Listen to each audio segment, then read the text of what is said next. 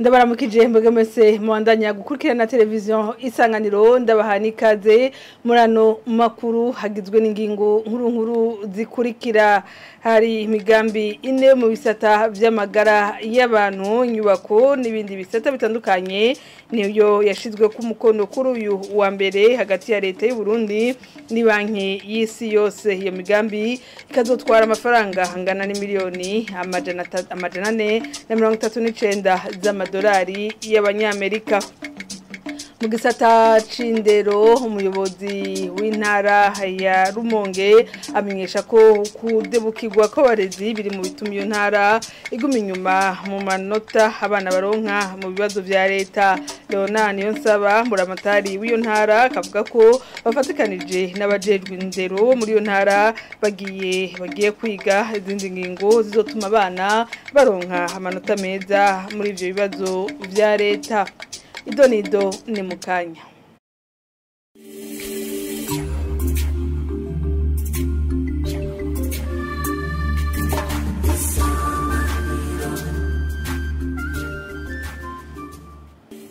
Ndasubiye kubaha ikaze n'amanshikiranganje yakoranye kuri uyu wa gatatu yarize ingene ho kwandikwa umugambi w'igihugu werekeye igwirirana ry'abantu mu ntumbero yo guhangana n'inkurikizi ziterwa n'ico kibazo. Yasanze hobanza gutegurwa uruganda gohuriramwo abo vyega kugira banahane ivyumviro kukungene umuryango wifashe mu Burundi, hanyuma uwo mugambi uzofatire ku vyiyumviro n'intererano bizoba vyashikirijwe. Kurikira umunyamabanga mukuru wa leta Jerome Niyonzima muri aka gace ko mu cegeranyo c'iyo nama nshikiranganje. Mu mwaka wa 2022 abarundi barenga gato imiliyoni 12, mu mwaka wa 2030 bakaba bashobora kuzoba barenga imiliyoni 14. Ku bantu batunzwe hanini n'uburimyi nk'abarundi, iryo gwirirana ku murindi munini nk'uyo rifise inkurikizi nyinshi cyane kandi zitandukanye ku bijanye no gutekaniriza akazoza, amagara y'abantu, indero, akazi, amazi meza n'isuku, uburimyi n'ubworozi n'ibindi. Mu ntumbero yo guhangana n'izo ngorane, leta y'u Burundi yarateguye ibitabo ntunganyamigambi mu bisata bitandukanye. Byose byagumye vyerekana akamaro ko gushiraho umugambi werekeye igwirana ry'abantu mu ntumbero yo guhangana n'iryo gwirana ry'abantu ku murindi udasanzwe, kugira ngo n'intambamyi kw'iterambere rirama ziva kuri ico kibazo zitorega umuti. Iyo nteguro y'uwo mugambi ikaba ije muri iyo ntumbero.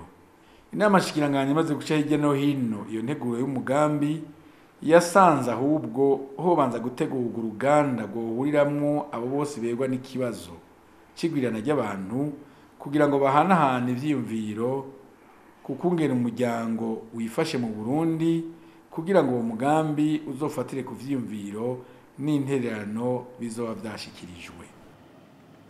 Babwiye mu ngingo nkuru imigambi ine yo mu bisata vy'amagara y'abantu, inyubako n'ibindi bisata bitandukanye yashizwe ko umukono kuri uyu wa mbere hagati ya leta y'u Burundi ni banki y'isi yose. Iyo migambi izotwara amafaranga angana n'imiliyoni amajana 493 z'amadolari y'abanyamerika. Userukira ibanki y'isi yose akabona ko igikomeye ari shigwa mu ngiro yihuta y'iyo migambi. Nkuru tubaza Michael Kanyange.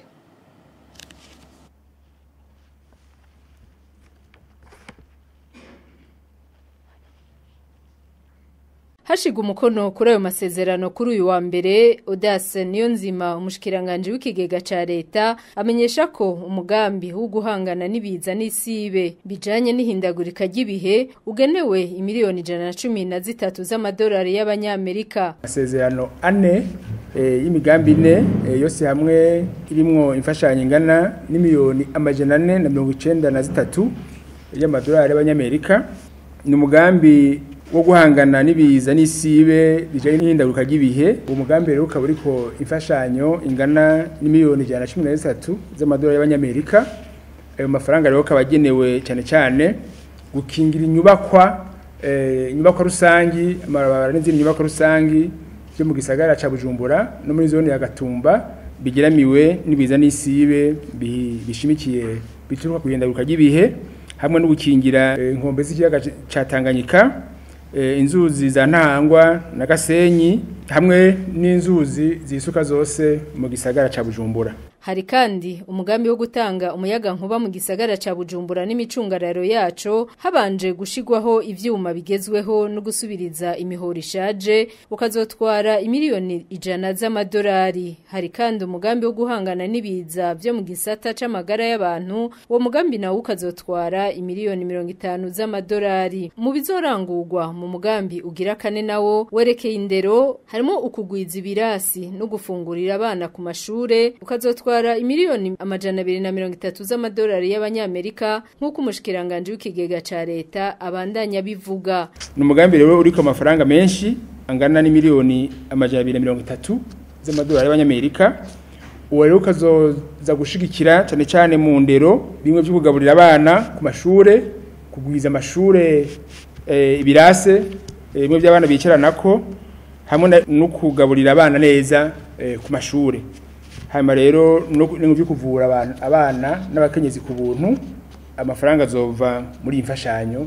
Ku ruhande rw'iwe Hawa Sisewage aserukira banki y'isi yose mu Burundi ati gihambaye muri mwena ya masezerano nishigwa mu ngiro ry'iyo migambi. Il est très facile de signer les accords de finance. Biroroshe cyane gushira umukono ku masezerano y'imfashanyo. Ikigoye cyane nishigwa mu ngiro ryayo. Tubwirizwa kwirukanga tubone koko iyo migambi yashizwe mu ngiro vuba. Ndizera ko mwese hamwe n'abahinga bacu muzokorana kugira iyo migambi ishigwe mu ngiro mu ndwi nziza, gutyo dutangure kubona ibikorwa ku rubuga nayo abanyagihugu bamenye ko amafaranga yashizwe ko umukono ariko arakoreshwa koko. Ubushikiranganje bw'amagara y'abantu, indero n'inyubako akaba ari bwo bwerekewe nayo masezerano azotwara imiliyoni 493 z'amadolari y'abanyamerika.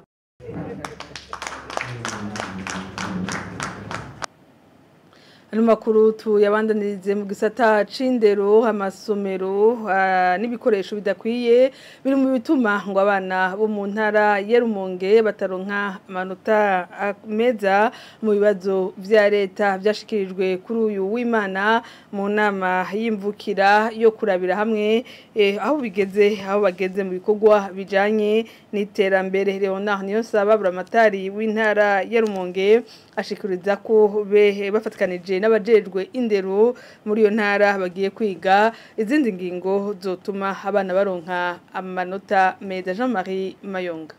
Muri iyo nama abayitavye kibazo kijanye n'indero caravuzwe cane, aho benshi bifuza kumenya imvo zituma intara ya Rumonge iza ubwanyuma mu manota abana babaronse mu bibazo vya leta. Ubujejwe indero mu ntara ya Rumonge yerekanye ko kuronka amanota mabi biva ahanini ku kudebukirwa kw'abarezi kuko ngo badakurikirana neza ubumenyi abana bafise.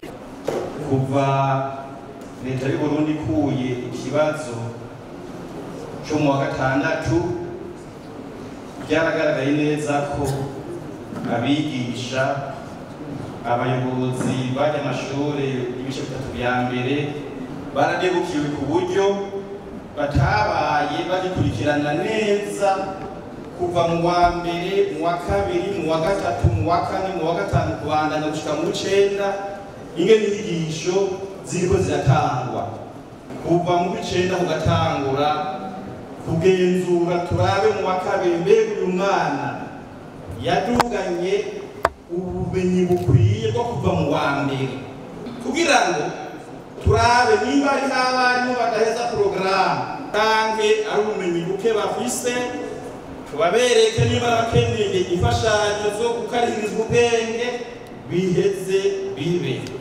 Yunganiwe n'urongoye komine ya Rumonge avuga ko abana biga mu buryo butaborohereza aho bamwe bicara hasi abandi ku mabuye, akavuga kandi ikibazo c'abakutsa kivi naco nyene kiri mu bituma ubumenyi bw'abana buba budashemeye. Igira kabiri twasanze abana biga amakondisiyo mabi, harabusanga bicara ku ntebe barenga bane, harabicara ku mabuye atantebe bafise. Mwikomine ubuyobozi bw'inkomine bwaduhaye icegeranyo dukeneye intebe zishika 7,551 igira gatatu hasanze ituma umwimbu utagenda neza ibikoresho n'ibike ibitabo. Buramatari w'intara ya Rumonge Leonard Niyonsaba inyuma yo guhanahana ivyumviro kuri ico kibazo bavuye bafata ingingo ko bakoranye n'abajejwe indero mu ntara bagiye gufata izindi ngingo zotuma iyo ntara ironka amanota meza mu bibazo vya leta abana baba bakoze. Mu gisata c'indero naho nuko twafashe ingingo ko tugiye kwiga kugira ubuhinga turabe neza abayobozi abigisha bakurikiranwe abanyeshuri bakiri mu mwaka wa mbere ko twasanze yuko hariho abanyeshuri baheba kubera y'abavakatere ko bagiye kwitunganya neza umwana heba kubera abakutsa kivi. Iyo nama yari yitabwe n'imvukira z'intara ya Rumonge zikora mu gisagara ca Bujumbura n'abandi baje bava mu zindi ntara bakora mu bisata bitandukanye. Mu gisata c'amagara y'abantu abaganga barenga 25 bakorera mu gisata cirondoka rijanye n'amagara meza ku mavuriro atandukanye yigenga nibo bari kubarakarizwa ubwenge kuva kuri uyu wa mbere ishirahamwe Dikite riva i Washington muri leta zunze ubumwe za Amerika rivuga ko rizanye izo nyigisho mu Burundi kugira rifashe kugabanura umurindi w'imfu zishika mu bihe byo kwibaruka. Muganga Hanani Ndacayisaba arongoye umugambi w'igihugu jejwe irondoka rijanye n'amagara meza yizera ko izo nyigisho zizofasha abazihabwa kwakira neza ababitura. Omer Nduwayo.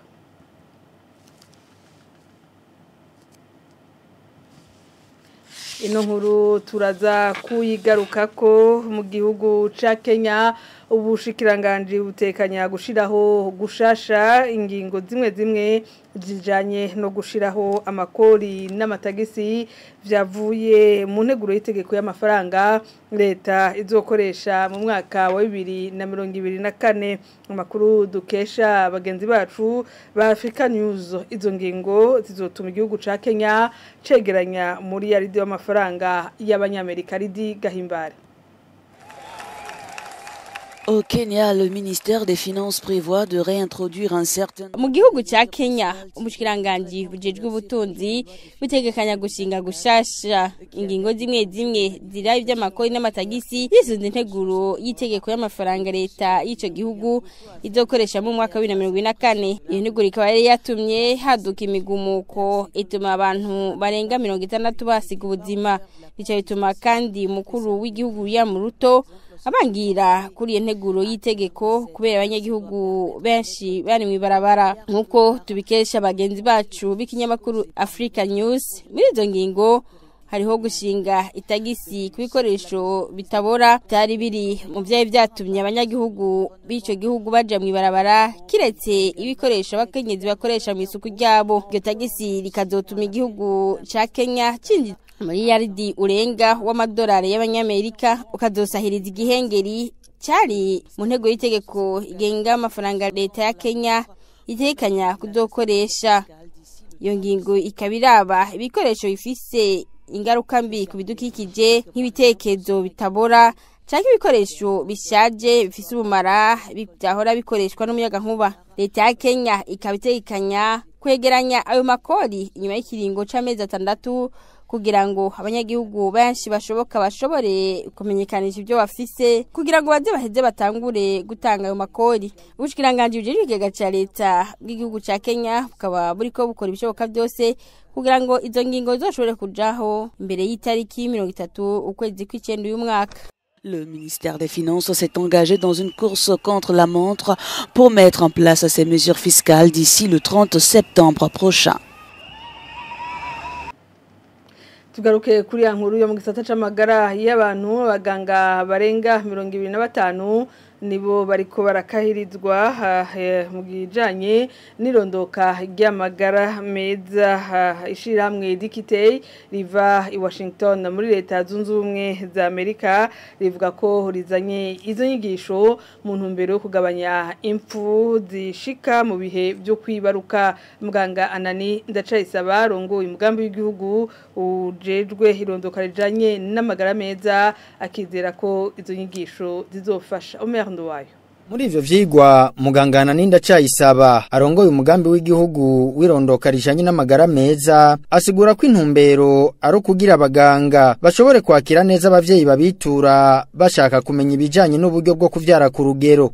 Akaba ari inyigisho zijanye n'irondoka rijanye n'amagara meza zo kwigisha abaganga kugira bashobore kwakira neza no gutanga bya buryo bwo gutunganya imvyaro. Nyuma y'izo nyigisho twiteze yuko abavuzi bazoba bafise ubumenyi bukwiye bwo kwakira neza cyane cyane abakenyezi babasigurire uburyo bwo gutunganya imvyaro buri ngaha mu gihugu ingene bukora, hanyuma babasigurira akamaro ko gutunganya imvyaro bashobore gutunganiriza abifuza kuja kubwo buryo. Mami Alphonsine arongoye igisata c'inyigisho mwishira hamwe Dekate ryateguye izo nyigisho asigura ko batanga izo nyigisho mu ntumbero yo kunagura amagara y'abanyagihugu mu bijanye n'irondoka. Nous sommes là depuis cette année 2024. Dukorera mu Burundi kuva mu mwaka wa 2024 twahereye i Brazzaville turahafise icicaro ubu tugeze mu Burundi naho nyene turahafise ibiro kubera iki mu Burundi rero ni kubera naho nyene imfu zibonekeza mu bihe byo kwibaruka turazi ko ibijanye no gutandukanya ibyaro ari uburyo bwiza bwo kugabanya mwene izo mfu mbere ku rugero rurenga 30%. Urumva rero ko ari inyigisho nkenerwa ku miryango. Nous voulons que le couple mère-enfant soit en bonne santé, que toutes les familles soient en bonne santé au niveau de nos pays divers. Abitavye izo nyigisho bizera ko bazohungukira. Turabantu dushikirwa cyane n'abantu bafite ibibazo bitandukanye ng'abaganga. Rero tuteza kugira ubumenyi bukwiye kugira ngo dushe gufata neza abantu batwituye mu buryo bwo kubakira, mu buryo bwo kubaha ibyo badukenerako. Rero nkuko umuntu ajeje gufasha abandi ateza kwamayungura ubumenyi cyo tuma turitega kuko hari byo twari tuzi turizera neza ko no mugakemanya ivyo bagiye kutwigisha no munsi tuza kunguka ibirushirije ibyo twari tuzi. Abahabwa izo nyigisho nabakorera mu mavuriro yigenga. Muganga Naninda Cayisaba arongoye umugambi w'igihugu wirondoka rijanye n'amagara meza asigura ko imvo ari ukugira abagira ubumenyi buri ku rugero rumwe nubwo abakorera mu bitaro vya leta. Akabari hano duce turangiriza hano makuru twabateguriye ndabashimire mwebwe mwese mwariko murayakurikirana.